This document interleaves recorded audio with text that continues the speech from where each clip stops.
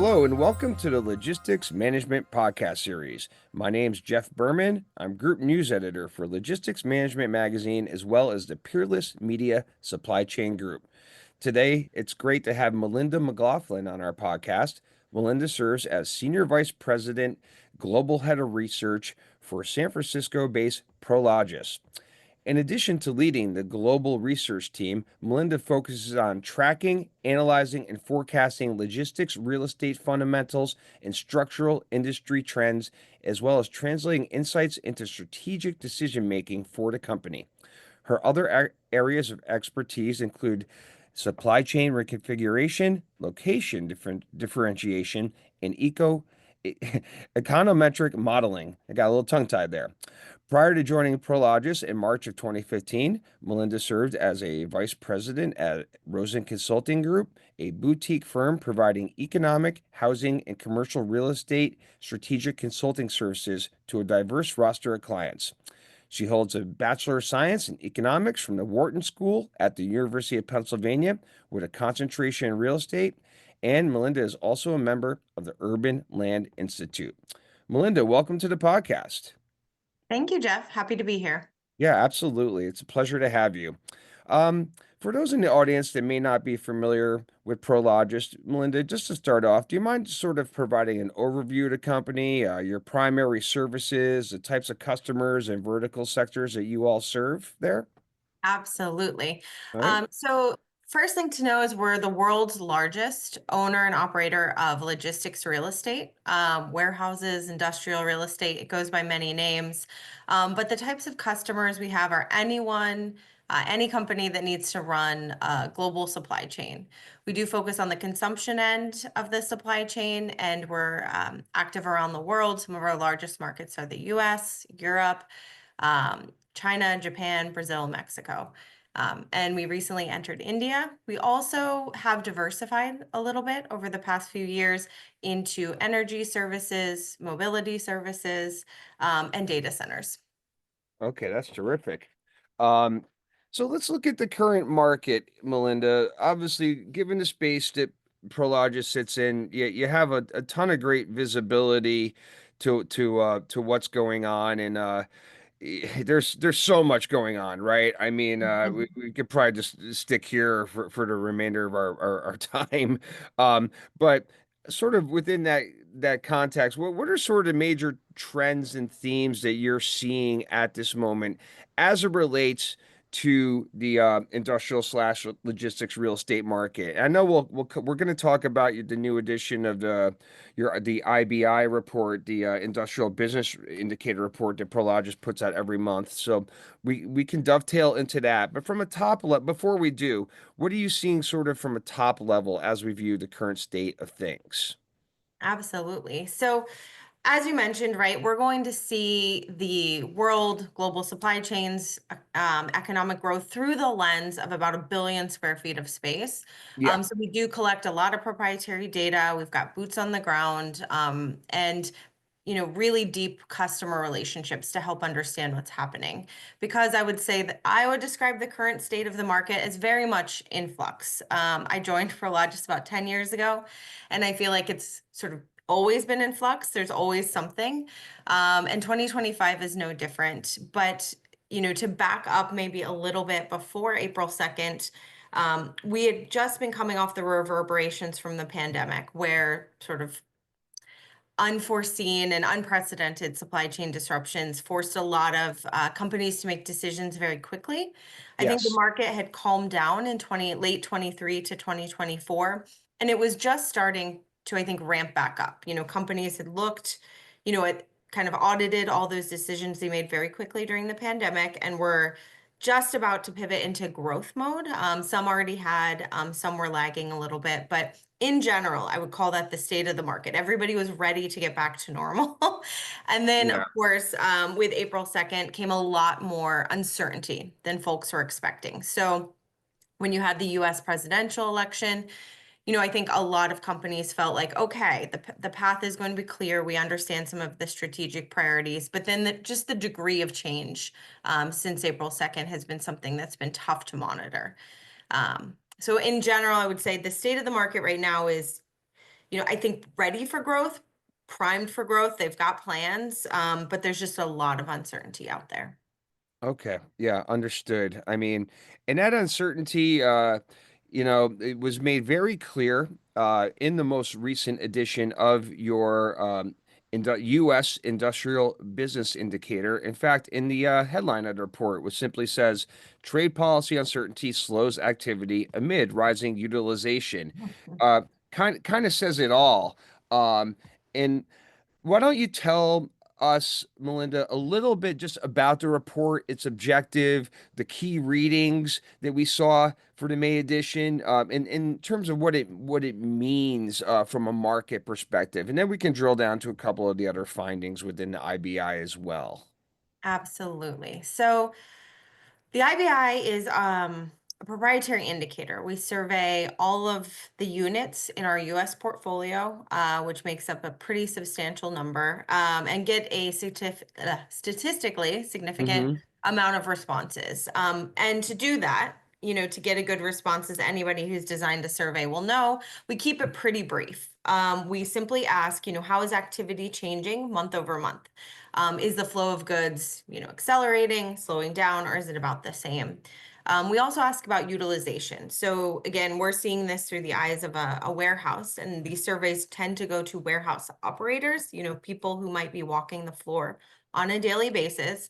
We say, of your footprint, right, how much are you using as a percent? And again, to kind of give a little bit of context here, activity has actually been very good.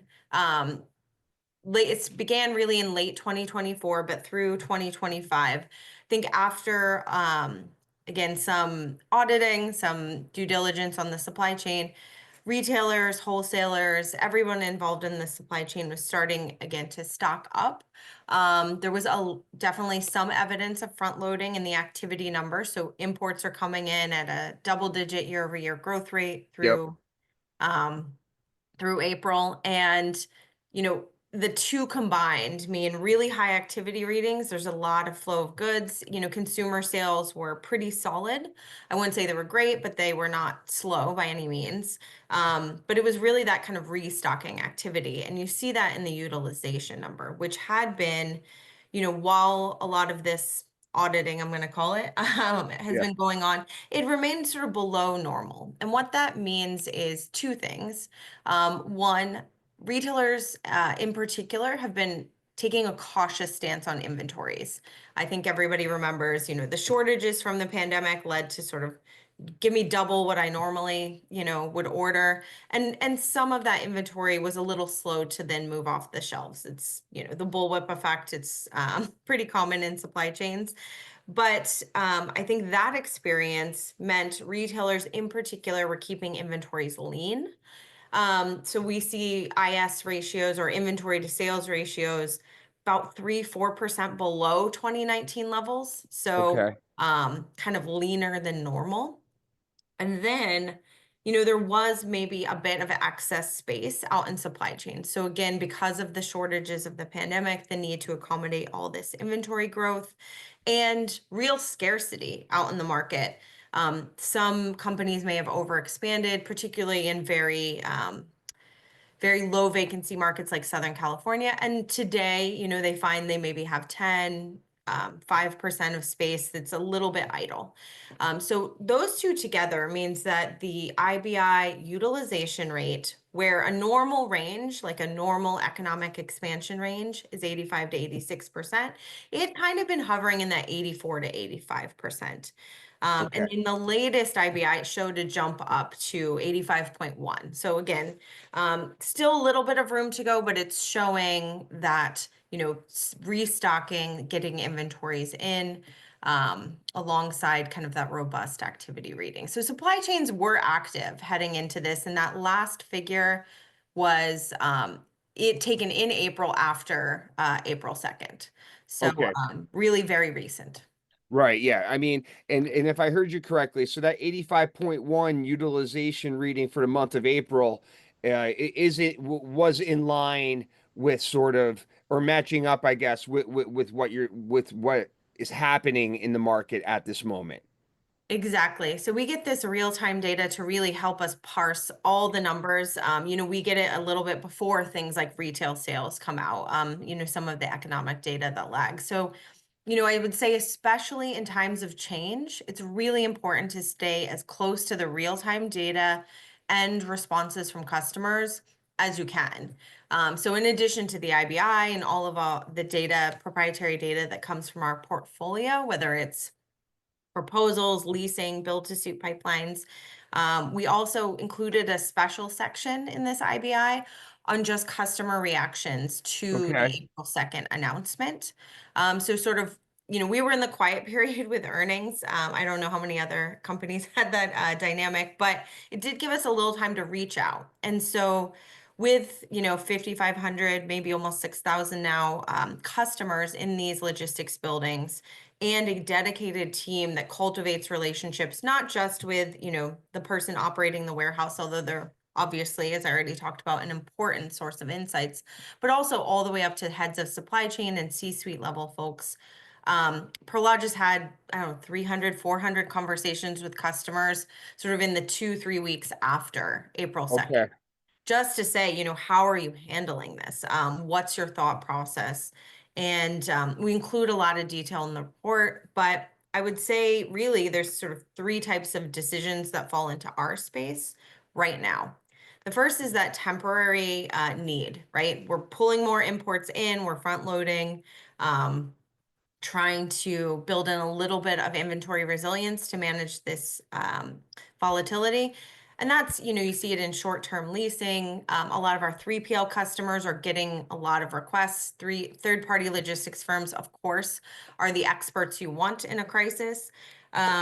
Bonded warehouses, foreign trade zones, a lot of interest in those kind of temporary solutions. And those leases or any agreements are being signed very quickly. The second bucket is probably what most of us would think, which is the pause bucket, right?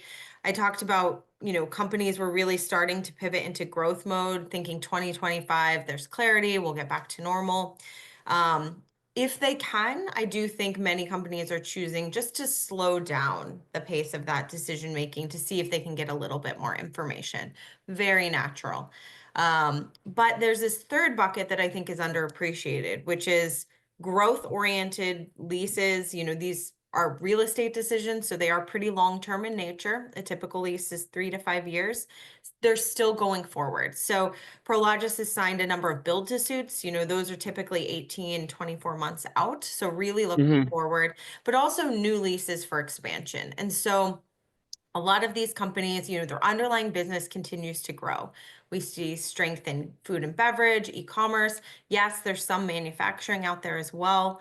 And also, right, we've been in this mode of kind of delaying decisions already. So many of them have also just run out of runway to continue to accommodate the business they've had to grow. And so we do see these long-term decisions still being made everywhere around the world. So yes, in the US, but also in Europe and China. This is certainly a global phenomenon. And we see that, there's definitely a significant portion of customers still growing. No, absolutely.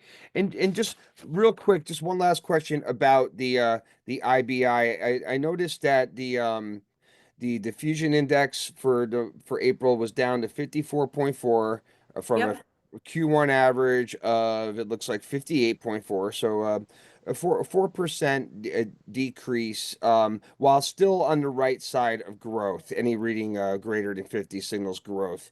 How should we be reading into that? I mean, you talked a lot about the post October 2nd scenario landscape, if you will. Do you think that that 4% decline is sort of a byproduct of that, or is it a larger cause for concern in terms of we were to see a subsequent drop off from there? Absolutely. Well, we did just get the April retail sales reading, which was a little slow on the retail goods side. Yeah. So yes, consumers are pre-buying big ticket items, autos, electronics. But I do think you can see some signs of discipline in some other categories. But also we naturally had that import cool down. So a lot of that activity was front loaded, January through March, and then really started to slow even in anticipation of April 2nd. So those two things, that activity reading, I always say it's goods in, goods out. And so both of those seem to have ticked down just a little bit if you're comparing March to Mhm. April. So the reading to me really does reflect what's happening in kind of all the other macro variables we look at. Yeah, absolutely. I mean, and a lot of the findings in the report seem to be quite in lockstep with a recent Wall Street Journal article with with your CEO Hamid. I'm going to butcher the last name, Moghadam. I hope. Mogadam. Yeah, all right, I was sort of close. And so I mean, and he really talked about how Prologis as a company is well positioned during a period of uncertainty in the broader market as you operate warehouses across the US and globally near population centers. And again, it speaks to that visibility component, how well you guys are able to see things. But he one of the big findings there really had to do with sort of the reactive nature to all this. As we're stockpiling inventory, as companies are stockpiling inventory closer to customers amid an uncertain market environment as relates to trade. And also just that's visible right through the large customer profile you guys have. And we're talking many household names. The article, for example, mentions among your customers Amazon, Home Depot, FedEx, and how they've all been bringing in merchandise, rerouting shipments, and taking on overflow storage to get ahead of the tariffs. And who knows what's going to happen in mid-August too, right? When the U.S. China tariff sort of truce, if you will, a reduction ends. Um, how against that backdrop and against some of the things that Hamid was saying, how do you sort of see that part of the as the state of the market at this point in time? Because obviously things can change quickly. Absolutely. Well, I think it's the intersection of um, two different parts of the supply chain. So one, of course, 100% agree with Hamid. We see that in times of volatility, right, where the world is unpredictable, you do Mm-hmm. need more warehouse space rather than less, right? That buffer space to hold buffer inventories to really allow supply chains to flex around changing policies and things like that. So that I think is more of the upstream side of the supply chain and building in the ability to, go in through different ports. These are lessons that came not from April 2nd, right, but from Brexit and tariffs, the first round of tariffs, and then the pandemic, right? I think it's Mm-hmm. been building all the kind of large scale natural disasters, power outages, labor shortages, right? We are in a world where there's more disruption than supply chains that have been used to for decades and decades. So I think there's a pivot happening with the upstream um, decision making to make sure that chains can adapt around um, disruptions that come from a diverse range of sources. So it's not just policy, and if you watch policy, you'll be able to navigate it, but there's a lot of other factors as well. Um, Absolutely. and then the second thing that really, I think he pulled in here is our focus on the consumption end of the supply chain. So this is an area where most of the world's growth in demand for logistics real estate has been concentrated over the past few decades. And it's an area where you're going to see more stability in needs. And again, that kind of overflow, resilience oriented demand. And so what I mean by that is, right, there is logistics real estate at the production end. So you're supplying a warehouse or you're holding finished goods. And there are some places in our portfolio where we can see that, right? We do have a Mexico business with properties along the border in Mexico. There's a lot of demand recently from nearshoring activity and the like.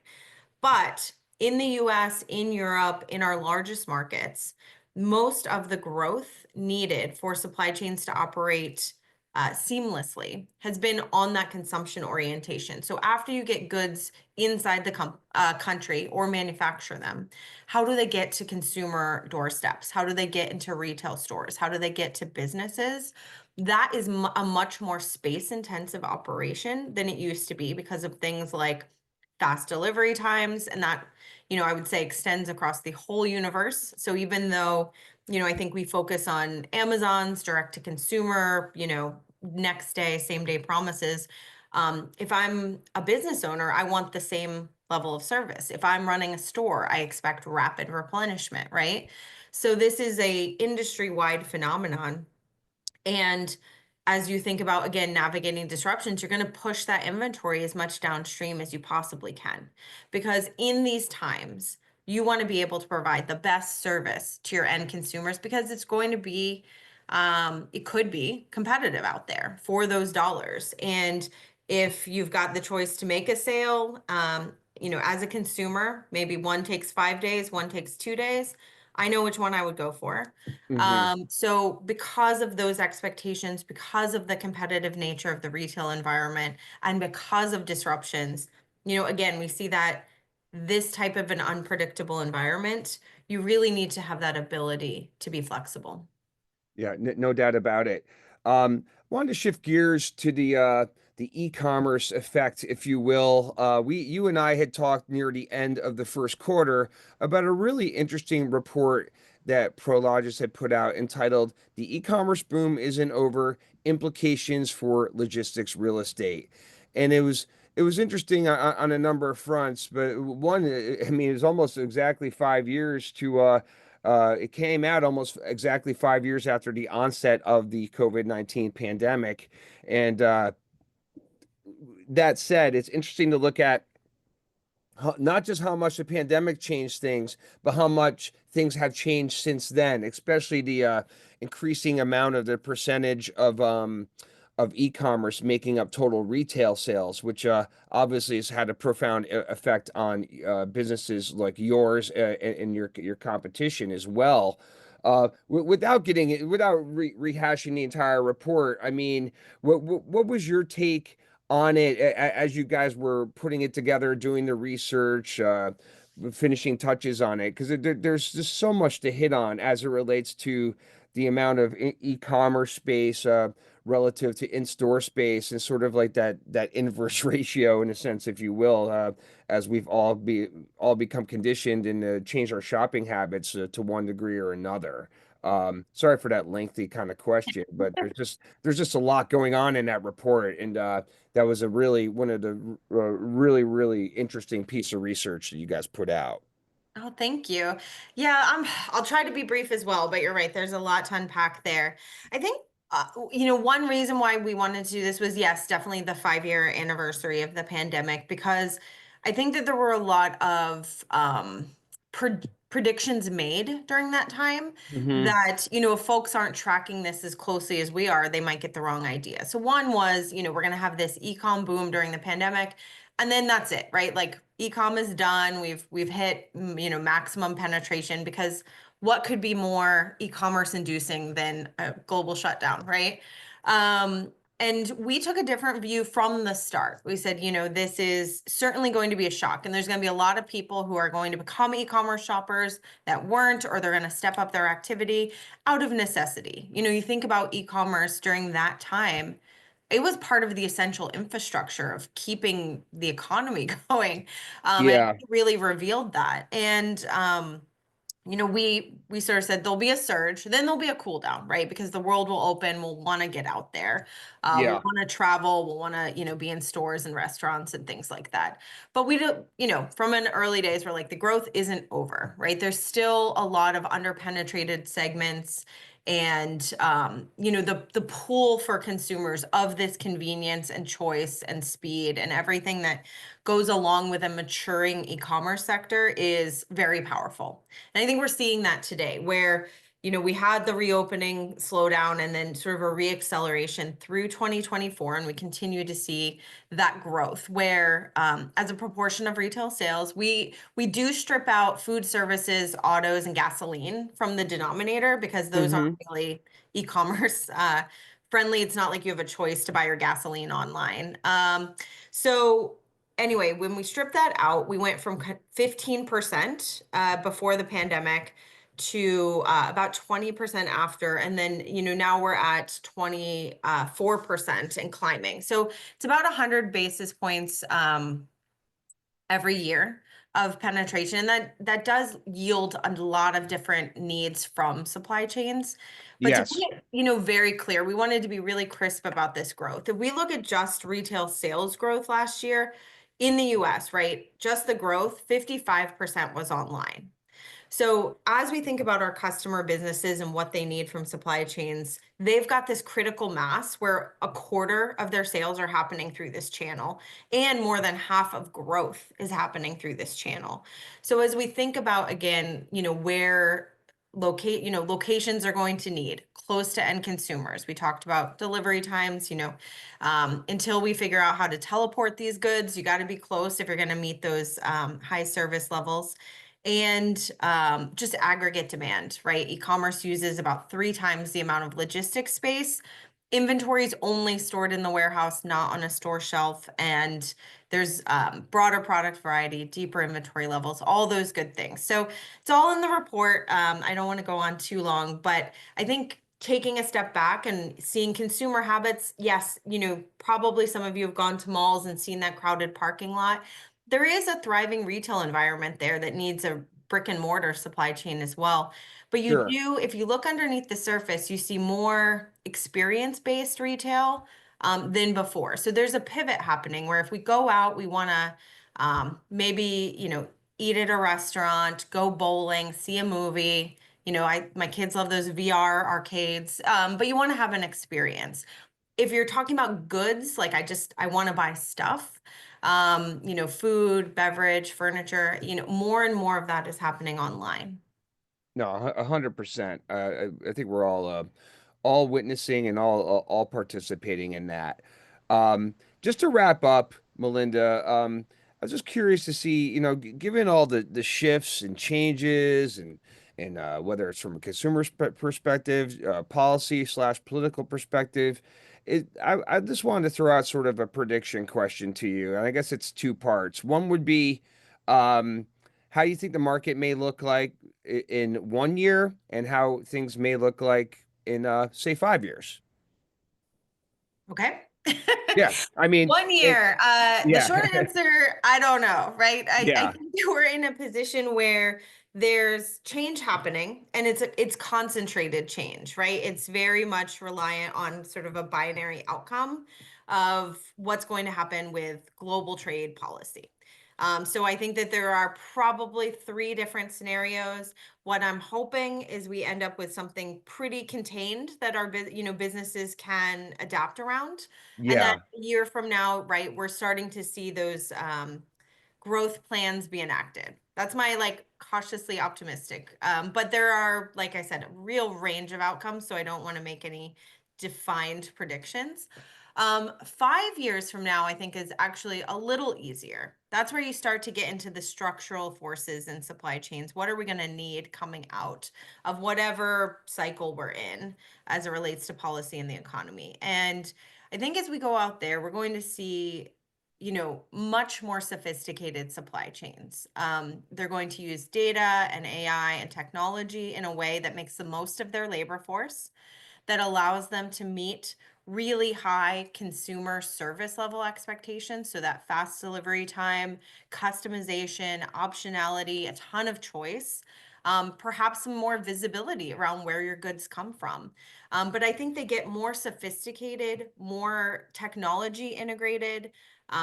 We find that access to energy infrastructure is becoming a real competitive advantage as you think about automation. We're in, an aging economy here in Japan, in Europe. So I think the need to be modern with your operation is really going to anchor supply chains going forward. And so, right. 5 years out, I think we'll be surprised at how sophisticated they are. Yeah, I absolutely. The evolving and innovation really doesn't take a time out, especially these Mhm. days. All right, well, listen, Melinda, this brings us to the end of our podcast recording. So, on behalf of Logistics Management Magazine and the Peerless Media Supply Chain Group, I'd like to offer up a big thank you for spending some time with us today. It's been my pleasure. Thank you. Yeah, absolutely. And hopefully we can have you back on down the road. For those of you, um, on LinkedIn. Melinda is out there too if you want to connect. LinkedIn.com/IN/ Melinda dash McLaughlin /. And also please check out the Prologis website, prologis.com, Prologis.com, and take a close look at the global insights section where all their terrific research is housed. So definitely time well spent over there. And also, please feel free and go ahead and give us at Logistics Management a follow on Twitter. That's simply at LogisticsMGMT. And if you're not subscribed to our podcast, please go ahead and do so. Simply go ahead and look for Supply Chain 24/7 wherever you get your podcast. Thanks, everyone, and have a great day. And we'll talk to you soon.